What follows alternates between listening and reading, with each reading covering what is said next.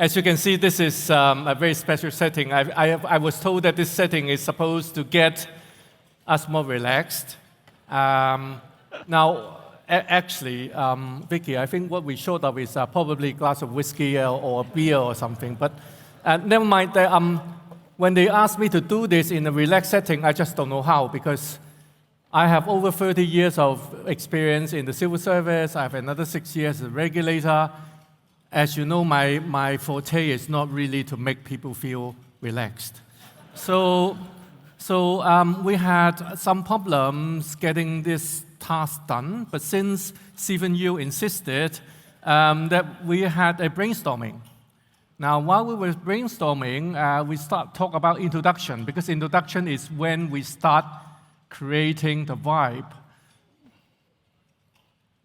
Some people in this lineup suddenly clicked with my brain and said, why don't we do movie characters? So I said, oh, I want to be Iron Man, so I thought Avengers. But in the end, I was voted down, and we voted for Inside Out. Everybody watch Inside Out already, right? You know all the characters? The 5 characters: anger, disgust, and then we have fear, and then we have joy, and finally we have sadness. Here they are. Now, I'll introduce them one by one. First is the one who actually clicked with my frequency and said he wanted to be anger. Guess who? Marty. Marty said, I'm always angry.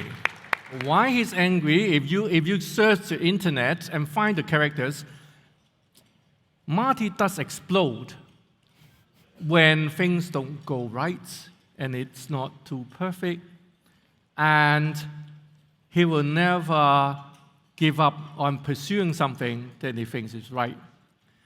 So sometimes he has not a lot of patience, but I can tell you that the important point about his anger is that he's always doing it when he feels that the industry is not being treated in an equitable manner, and I emphasize that to you first, because that's important, and secondly, that policyholders are not getting a fair deal. So he's very much a balanced anger. So he wants to make sure that things do go right on both sides, but he voted himself anger first, make my job easier. Second, disgust. Actually comes naturally because disgust is Lee. Now, because Lee, as you know, he's Korean, although he has been in Hong Kong for probably longer than quite a lot of us. But he is, by his very nature, a person who's very honest. And in the IA, he has sometimes been said he's too direct. Now, he's also very persistent. That means he's very stubborn. And he's very expressive. That means he's very noisy. Always, rooting for people, and sometimes complain about certain things not being done in the way he prefers. I do not know whether he hates broccoli, because that's what the character portrays in the movie. But he does prevent the IAs from getting poisoned, right? And he never admits that he prefers a lower standard. So he's really a person who is always pursuing for the best. Now, fear.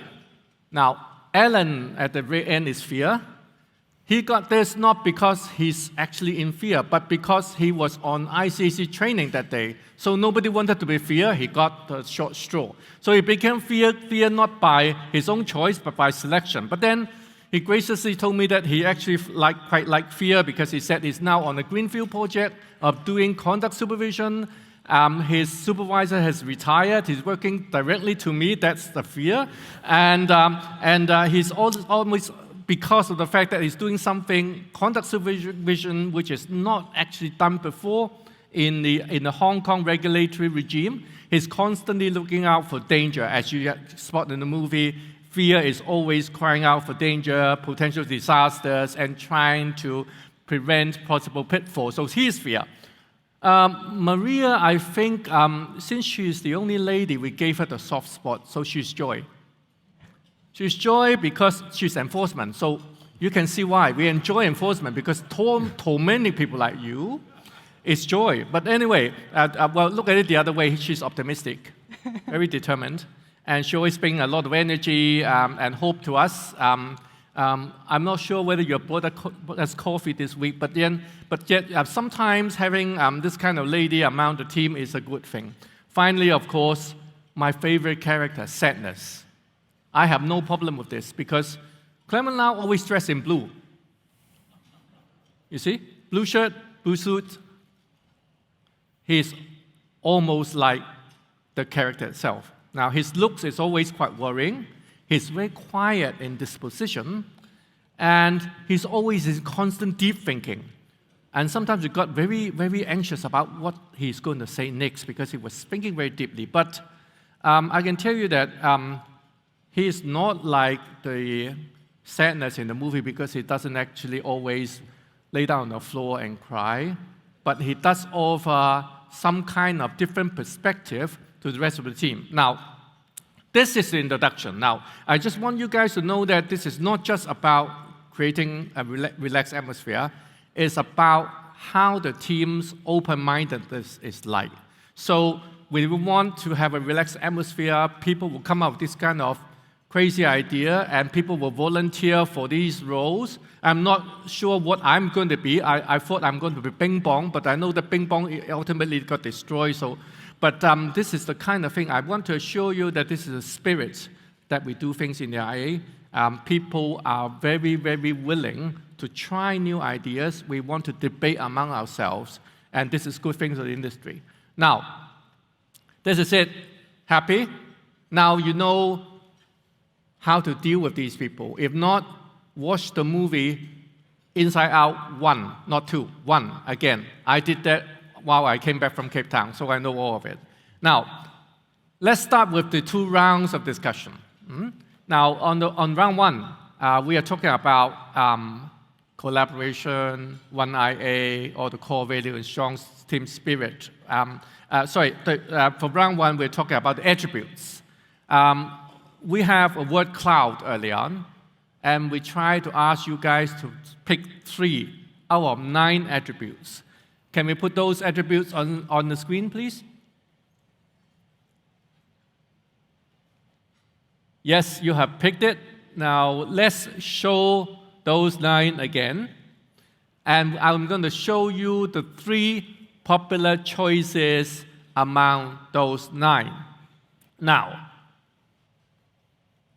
I don't know what you picked, but if I'm not wrong, open-minded, collaborative, as well as visionary came out to be the most popular choices. Now, you're going to see that now, right? So what I'm going to do in round 1 is to try to get our 5 characters to start talking about whether they share the same choices, and if not, just to talk a little bit about what they feel are equally important and cite some of the examples. Now, since collaboration is such an important topic, I would pull that out from here because not round 2, which actually I jumped over just now too eagerly, is all about collaboration. So I'm remove collaboration. I will focus on open-mindedness, visionary, and the rest. So with that in mind, maybe I will start with open-mindedness. Alan. Yep. I will be responsible for the open-minded. It's not because I'm not the most open-minded member in the team, but it's because I'm the fear. I'm fear of missing out of the opportunity to talk with you. And that's why probably I can talk about the open-minded concept. To me, it is important because it's about the willingness to consider the new idea and the new approach, that even though this new idea and this new approach is challenging our existing behavior and the belief. But as an insurance regulator, we believe that open-minded is important. Why? Probably we can explain that and consider it in the 3 sectors. First of all, it's about the change. I believe that the industry, the entire industry, is keep changing and keep evolving. From the technological advancements, like the insurtech, like the fintechs, to the shift of the behavior in the customers and in the customer behaviors, the landscapes of the entire industry keep evolving and keep changing. And the changing speed is faster and faster. So an open-minded regulatory approach allows us to embrace these changes effectively. For instance, when we're facing the COVID pandemics, we must be willing to explore the new measures we need to should be introduced to the industry in order to tackle the situations. So without compromising the customer production. So first of all, it's about the changes. So we are facing the quickly changing environment, so we must be open-minded. Second is about the engagement. We believe that the most successful regulatory measures always come with the diverse analysis. So being open to different viewpoints, we can engage with the industry professionals in a meaningful dialogues. So the collaborations and the engagement will lead a more informed decisions, and then will reflect the needs of the industries. And the third one is about the trust. I believe that for the industries, the trust is our foundations. So policyholders need to feel confident that we are acting in their best interest.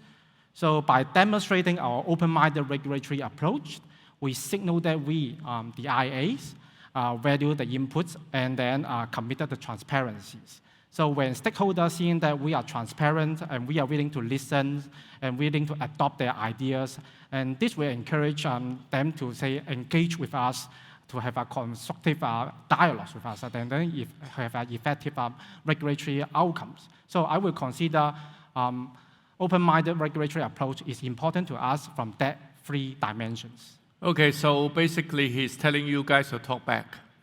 So when he start doing something that you don't like, you talk back. So dialogue is important, but that doesn't mean that we have to agree to everything, right? Yep. So he's an open-minded person. We will be very willing to listen, and sometimes we also talk back. But the good thing is that we will understand and we'll try to get some kind of common vision. Now, it brings me to the other one, visionary. Anger. Sorry, I named him Alan, shouldn't be, she should be Fia. Anger, please. This is your turn. Tell me a little bit about visionary. Well, I'll add one more point to open-minded. You can tell the audience, Ed will be invited back to the conference next year. That's what I call the openness. It's called a word game, but the first time when I sort of look at it, I think it's more like a psychological sort of mind game. If you pick attributes like accountability, being fair, you gear more towards IA being a regulator. But if you pick things like being proactive, collaborative, that means you are geared to more IA being a facilitator. We're actually both. We need to be both. It's actually in the law. But for visionary, it's kind of both. You don't want a regulator to have no vision, and you certainly don't want a facilitator not to have vision. I think to put it into context, what does it mean to be a visionary? I think having a vision, that means you can envision what the future will look like, and then build a viable plan to sort of achieve that vision. People don't plan to fail, but most of them fail to plan. So having the vision and the ability to implement a viable plan to achieve that vision would be important. Here in IA, with Clement being a very visionary CEO, I have to say it's end of the year. We need to do a performance appraisal. He is very visionary about that, I can tell you. I'm very sarcastic, I'm thinking about, the first thing that comes to my mind is the risk-based capital regime. We have the platform up and running in July this year. The preparation work actually gets started back in 2018-19, I think. I have to give credit to MM. I always joke about MM being my better half. I'm not being humble, I'm being honest. He came up with the idea that would revolutionize the way we supervise. He had what we later call the company review process. He put it to the test for the non-life insurers. I sort of look at it, I like it, and I steal it. I sort of adapt it and use it for the life insurers. With hindsight, without the kind of vision and without the kind of plan to do it, probably this year in July, everybody would get panicked, right? But I can tell you, the entire team stay so calm because we spent 4 or 5 years to prepare for it. I'm sure the industry spent even more time preparing for the regime, but everybody, tell me the same thing. It's a good regime.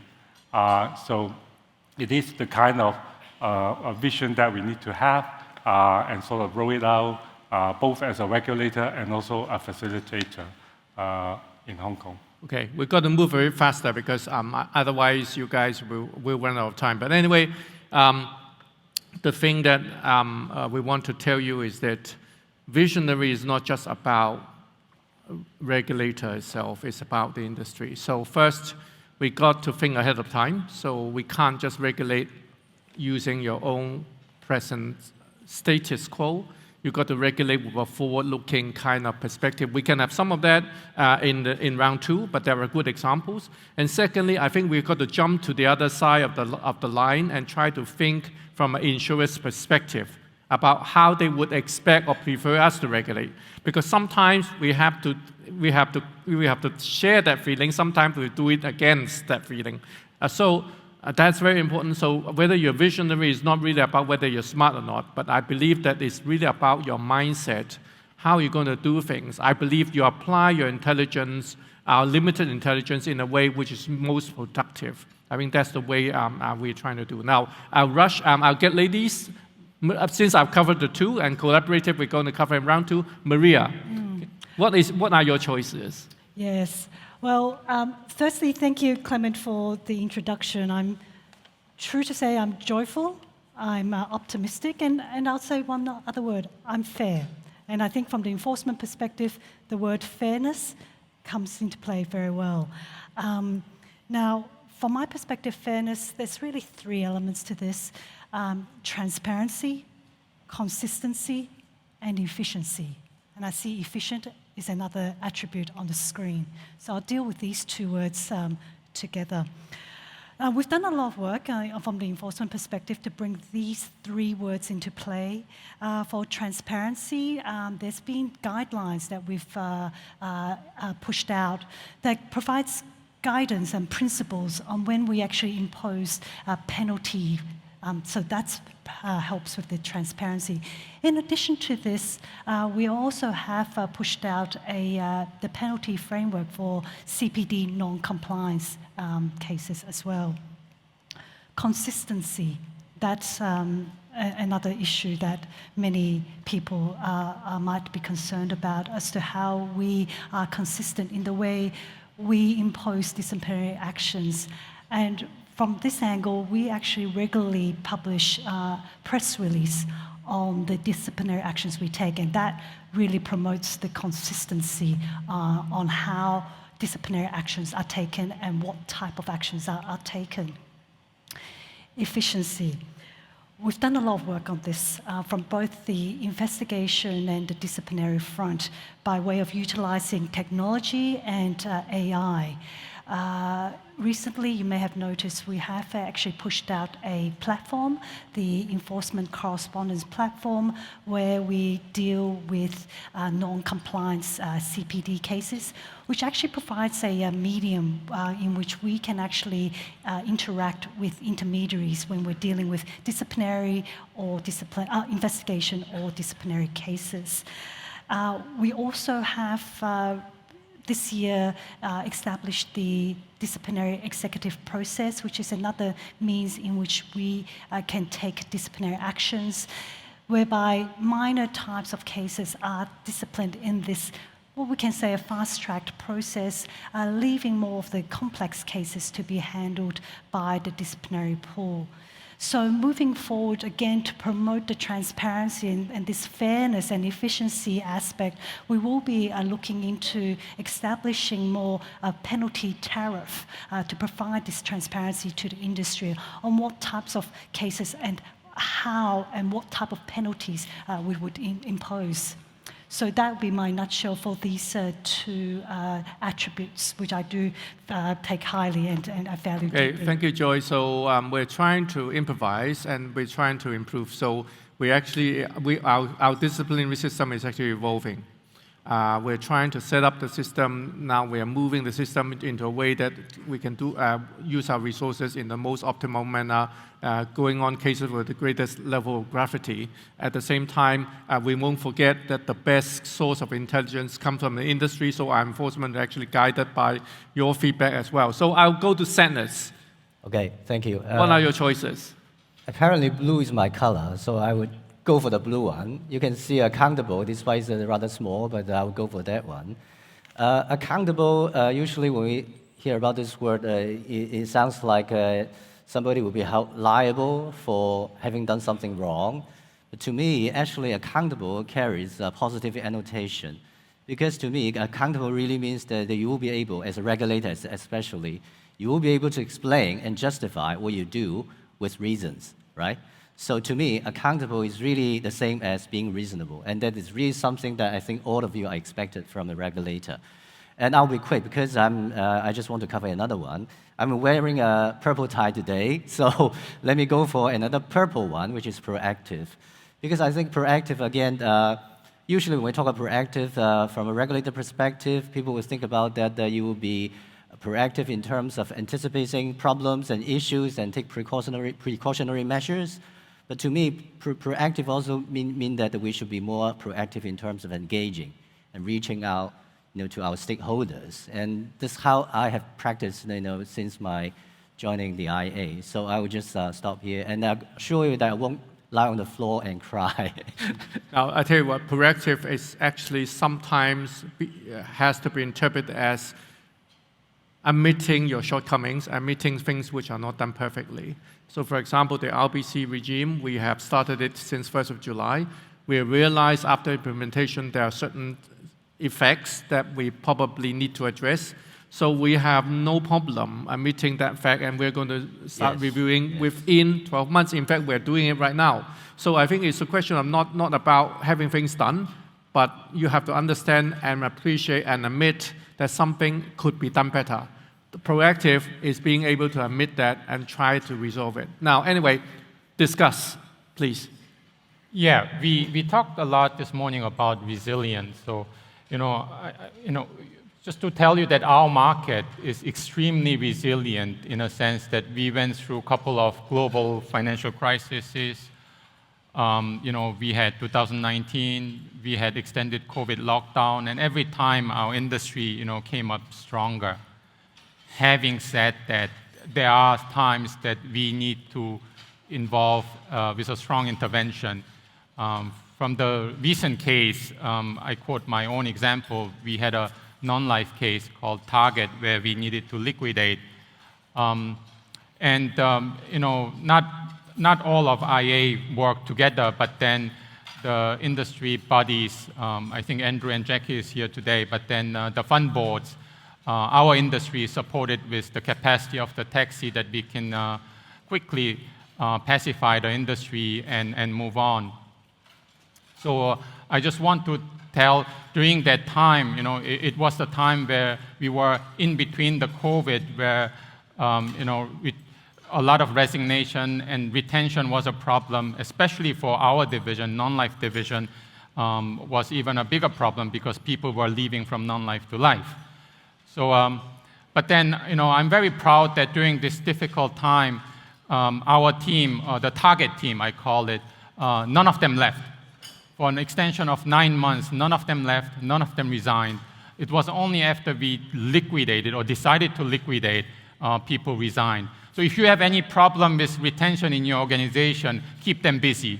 They just don't have time to apply for any other company. Now, what I want to say is we are expected, when there is a market failure, to step in and resolve that case. So for us, resilience is really not an option. It's a basic requirement that we as a regulator must have. Thank you. Anyway, now I'll tell you what resilience means to me.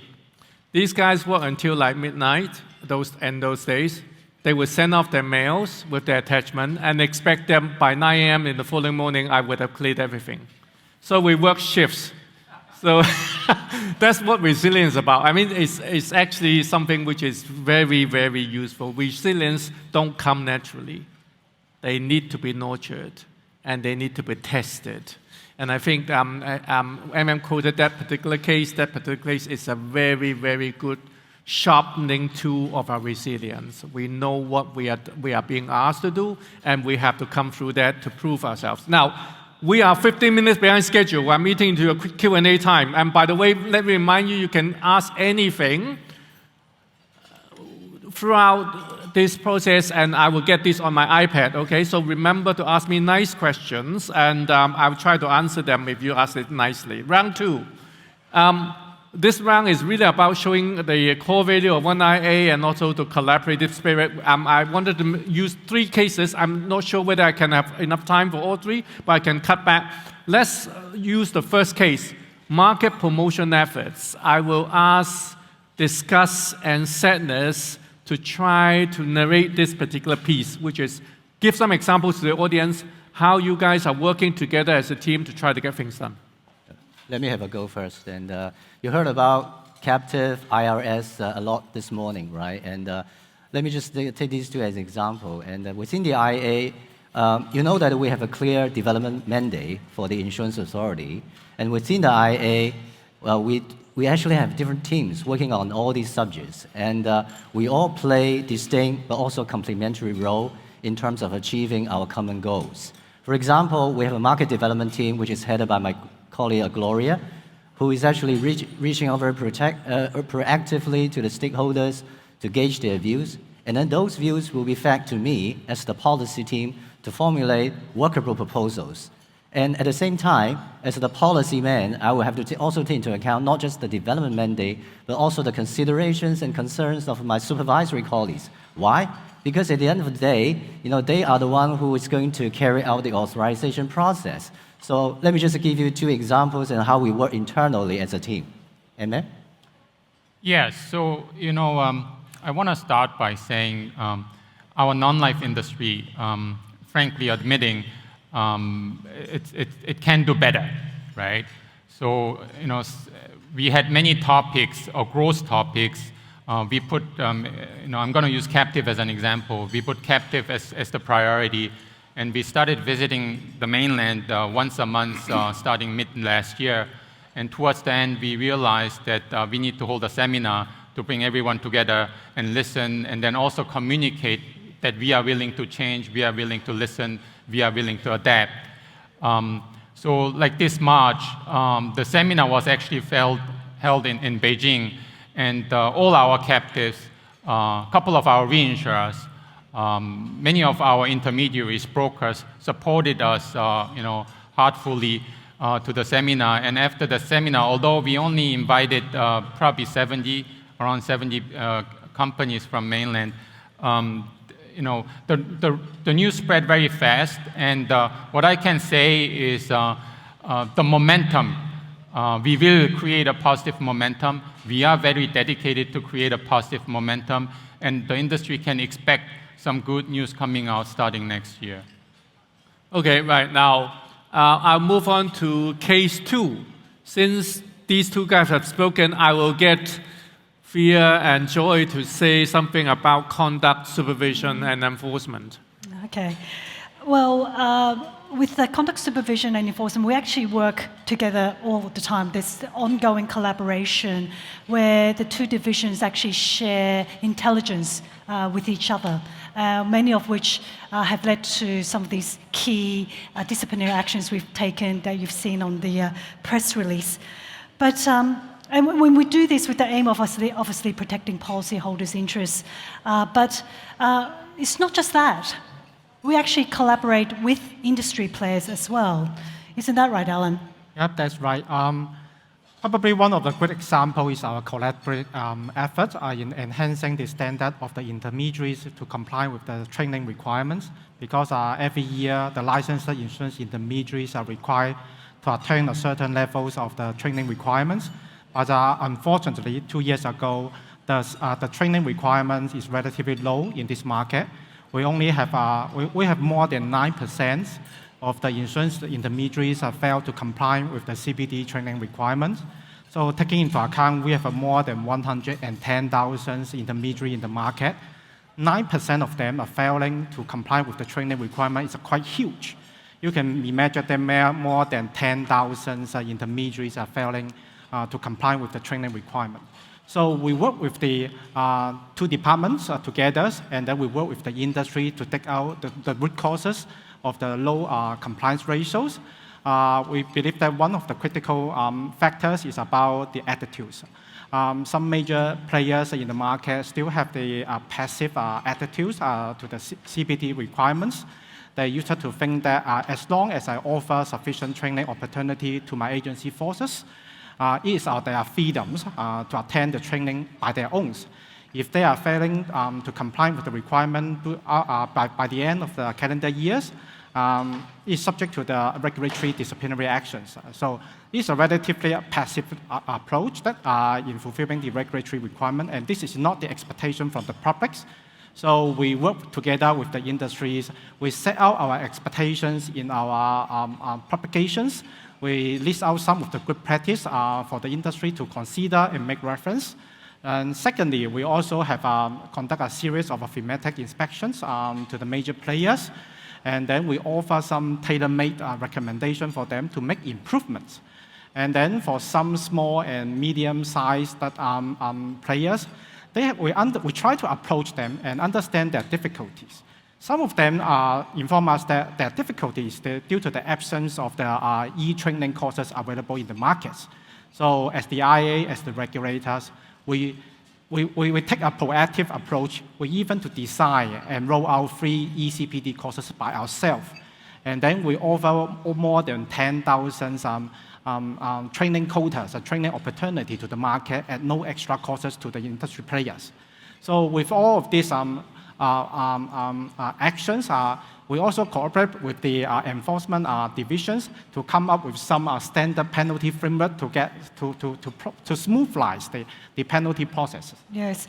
Just to supplement that, after the penalty framework came out, we actually also worked with industry bodies to find a way to collaborate how industry players like the insurers and principals could facilitate intermediaries in entering into a disciplinary agreement to be disciplined for their CPD non-compliance. And that in itself has facilitated an efficient way of handling a large volume of cases. And just in the past 9 months or so, over 2,000 cases have been handled with over $5 million in fine collected. So yes, the collaboration is very present.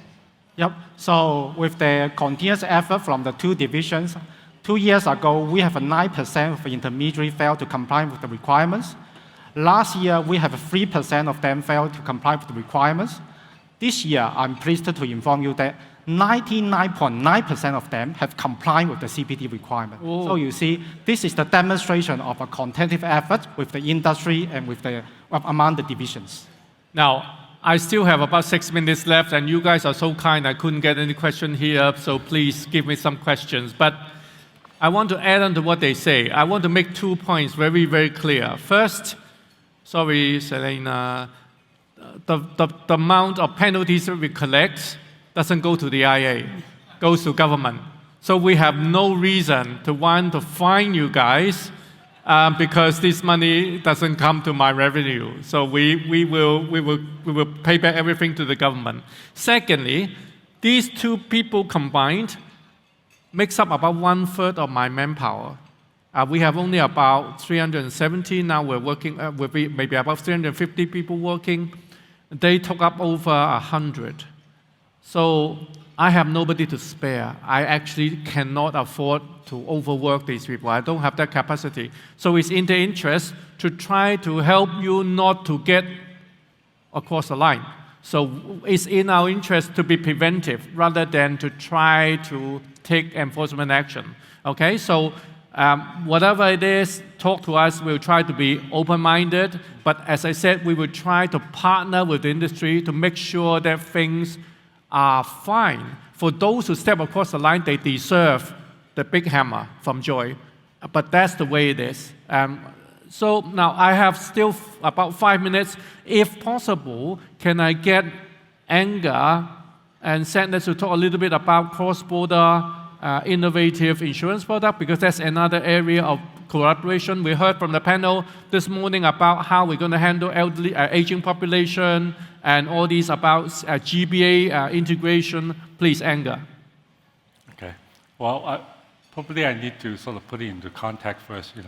Hong Kong is such a small city, but right now we have 1.6 million people aged 65 and above. And in just 12 years, that would be like 2.4 million. That would become, every 3 Hong Kong people, 1 would be elderly. When you sort of age, you need medical attention. I got it, firsthand.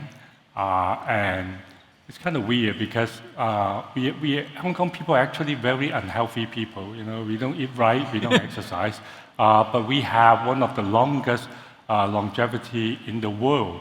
I'll blame the fire services department because we have the best ambulance service in the world. Put it in the panel 2, one of the attractions for the headquarters economy. Very difficult to die in Hong Kong because the ambulance will arrive in and come and rescue you in less than 15 minutes. But Hong Kong is such a tiny place, and very costly, to live. So, but across the border, we now have the Greater Bay Area where they have the edge in terms of cost and also quality. So we talk a lot about internal collaboration, but when it comes to the elderly population, I think we need the kind of collaboration between the industry and also the IA and the government as well, because we've seen a lot of insurers, being very creative, and when you have a population of aging population, they need elderly care, they need medical services. These are the kind of things insurer can definitely help. For the government, it may be a big problem, but for the insurance industry, we eat them for lunch, right? We certainly can provide innovative solutions. Take a look at the VHIS, the government sort of rolled out a couple of years ago. The industry, the HAFI, Selena is here, they help a lot, in helping the government in shaping the VHIS scheme. The IA also pitch in with help. The policy division, Clement, are all behind the whole thing, helping to manufacture a product that will help the aging population in Hong Kong to deal with the issue associated with aging. So, can you chip in a little bit, talk about the cross-border elderly care thing? Because Marty Anger talked a lot about VHIS. Yeah. So how about the cross-border aspect? Well, I think there has a lot of initiatives being developed in the private sector, between the insurance companies and the service providers on the mainland. And we're also talking to the industry in greater detail in terms of how we can expand the network. But can I just very quickly, because I'm mindful of the time, when it comes to cross-border collaboration, one thing quickly comes to my mind is climate risk. And because we talk about climate risk a lot in this morning as well. And the reason why I want to talk about this is really, when it comes to climate risk, I don't think it is subject to border. And typhoon hits Hong Kong, typhoon hits mainland. So when it comes to climate risk, there's a lot of room and need for collaboration. Well, in fact, in Hong Kong, we've already established a dialogue between the industry and academia by leveraging on the scientific capability of the academia in terms of risk assessment, risk modeling, so as to help our industry to better inform their product development and also underwriting practices. So I will envisage that, and as you know that the net cat protection gap on mainland China is as high as over 90%. So I think in due course, I would hope that we can export our experience and also collaborate with the mainland authorities in this regard so as to really bridge the protection gap arising from extreme weather events. Now, I want to, now we are just out of time, but I still got no question. I don't know why. But anyway, let me conclude by saying there are two attributes here which we talk about, I'll repeat again, visionary. And we also talk about being very proactive. Now, the two remarks just now are important. One of the panel, we talk about wealth management. We say that Hong Kong by itself is not quite a market, but Hong Kong radiates out itself and serves other communities. Now, if you flip it back to climate and aging population, Hong Kong can't solve aging population by itself because of our geography, because of our cost. But if we leverage on the GBA, there may be a solution. There may be a solution that benefits not just Hong Kong itself, but benefits GBA in its entirety. Imagine that we are actually working with some potential market entrants who can actually supply annuity products with a very with absolute certainty of bridging towards a guaranteed stay in a quality home in the mainland. That is something which I believe is a very good example of how we can actually use the greater pool of resources in the Greater Bay Area to resolve some of our social problems, but yet create more business opportunities for the industry. The second is about climate. We are too small to provide any kind of climate-related products simply because our risks are too, shall I say, monolithic. Whereas if you have the GBA with 10 times the population, I don't know exactly how much bigger it is, we are in play. We could have products which then be viable because you're covering a much larger pool of risk, much larger number of people. Now, if that happens, then GBA also becomes an enabler to allow Hong Kong to start creating something which can serve a larger catchment area, like the way we did with wealth management, succession, and all these stuff that we discussed earlier on one of the panels. And this is, I think, something that signifies how we should be visionary as well as we got to be proactive. So I will urge you to watch out for cross-boundary innovative product in the space of extended care and possibly cross-boundary innovation products on climate, in addition to what is now getting very discussed because we didn't have time to say, the motor insurance policy, which is already here, but we want to make it better. Now, with that, and I'm sure that I have no question because I really have no question here. But anyway, why don't you just raise your hand and have your question right now? Yes, Lepman. Oh boy. Yeah. Mike is coming, Lepman.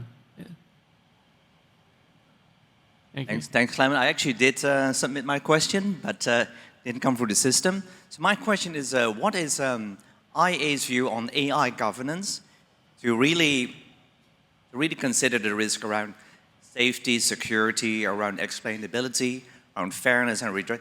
What's your view in general? Well, actually, I think Jack this morning actually said a lot of very good stuff, Lepman. But the thing is, I'm going to handle sadness later on about it because we know what the international developments are. There are already some good role models there. But the thing is, as I emphasized before, that we need to make sure that what we do actually befits Hong Kong. So we know all these things about fairness to customers, being transparent, and having your own governance, and all these we can just copy them and paste here, but we are not going to do it so readily. So why don't I let Sadness to have the floor on this? Just very quickly, I think On the one hand, we want to facilitate. In fact, we've been already doing that. You know, the open API thing, the data thing, which in some ways is also facilitating the adoption of technology. But on the other hand, we're watching out for the latest development, and we want to ensure that the usage of AI will be done in a responsible manner. So I think, first of all, and you will know that very soon we'll be rolling out a new guideline on the cyber risk assessment framework, which is basically laying the foundation, the very important basis for us to make sure that the adoption of technology will be safe, will be secure, and will ensure that policyholders' interests will be protected. But going forward, as what the big Clement or CEO Clement said, we are also watching out for latest development. But before we are able to roll out a set of guidelines for AI specifically, we need to understand what the industry is now doing first. So as we have talked about on some other occasions, next year, a major plan of us is going to do a survey, a full-scale survey on all the industry, on all the insurance companies to understand what you are doing, and not just to understand what you are doing, but also hopefully to also identify good practices, good use cases. Because we know that apart from guidelines, we talk about use cases, the important use cases also this morning, that we will also want to identify use cases. Hopefully we can share those use cases within the industry. So this is... So Lemon, I can tell you what. First, there are a couple of points that Sanders made. Sanders said that we're doing the foundation, which is to make sure that we are secure. So we got sufficient cybersecurity measures in so that we protect our basic infrastructure. The second is that there are a lot of AI developments now budding around the place. There are guidelines and rules coming out in different jurisdictions. We know that. There's no problem doing a compendium and try to do some of that. But what Sanders is saying that we are concurrently, okay, I use the word concurrently, we are concurrently looking at these with a view to compiling a set of stuff that we think are good, taking into account what Jack said this morning, for example, but at the same time look at what the industry is doing, because we do not want us to do something which doesn't dovetail with what the industry is actually proceeding, because the market has a way to choose something which suits their needs. We want to make sure that ultimately what we put forward is not going to shock the market. Okay? We might have to add on to the market, but I don't want to reverse everything the market is doing. So I think that's it. But the time, Lemon, you're right, the time-space window is short. So we can't actually do it in a prolonged period. We're going to rush that survey. I don't think that survey is going to take a long time. But then we're going to do a concurrent, back office kind of deliberations, and we're going to roll those things out within maybe like next couple of years. Okay. Now, I still don't get anything on the system. I'm not sure whether, am I missing anybody? If not, then I just have to encourage you to give an applause to the 5 characters. Thank you.